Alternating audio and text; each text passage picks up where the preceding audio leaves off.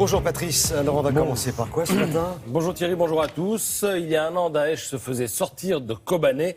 Aujourd'hui, Daesh se fait virer de Palmyre et ça donne ceci à la une du Télégramme.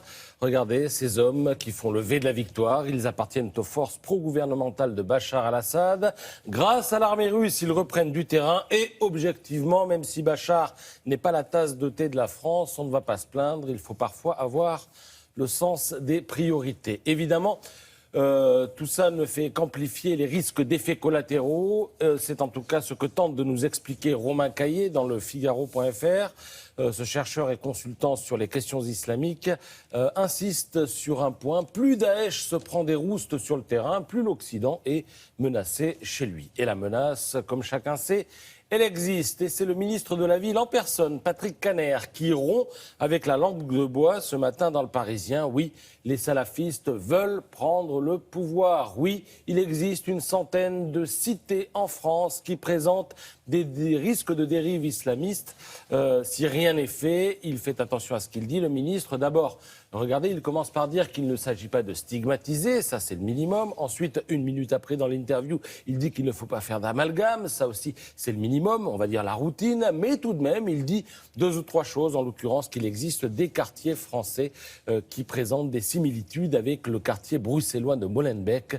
Vous apprécierez la périphrase, des quartiers avec concentration de chômage, de pauvreté, d'ultra-communautarisme, de systèmes mafieux et où les élus ont baissé les bras. Il le dit. Alors chômage, pauvreté, système souterrain, communautarisme, abandon de la parole politique, ça vous parle peut-être en France. Le ministre de la Ville, Patrick Kanner, vient de briser un tabou, écrit Yann Marek dans le Midi Libre. Et puis surtout, il a prononcé le mot qui fâche, les élus.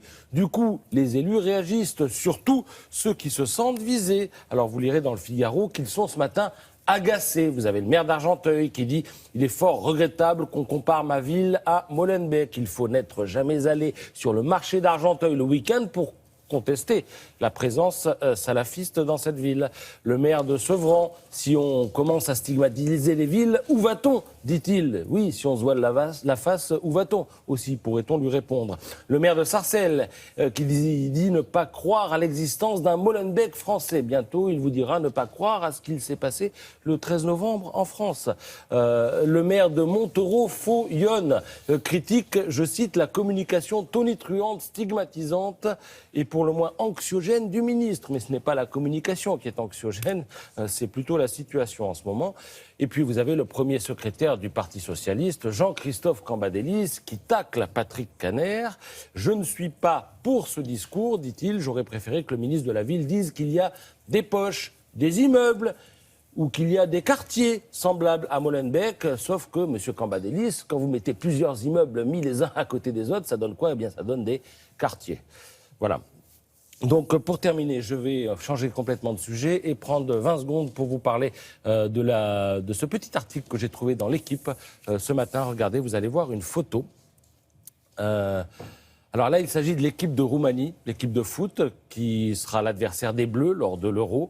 La photo a été prise à l'entraînement. Vous ne remarquez pas un truc particulier? Ils ont un drôle de maillot quand même. Oui, ils ont un drôle de numéro dans le maillot. Alors vous avez 2, moins 2, fois 2, ou 2 fois 7, ou 46 divisé par 2, ou 11 fois 2. Alors pourquoi? Vous savez qu'en Roumanie, on a inventé ce système pour sensibiliser les écoliers roumains, dont 18% sont sortis du système éducatif en 2014, qui est un record en Europe. Donc, comme ils s'intéressent au foot, eh bien, on leur fait faire des additions pendant qu'ils regardent les joueurs s'entraîner.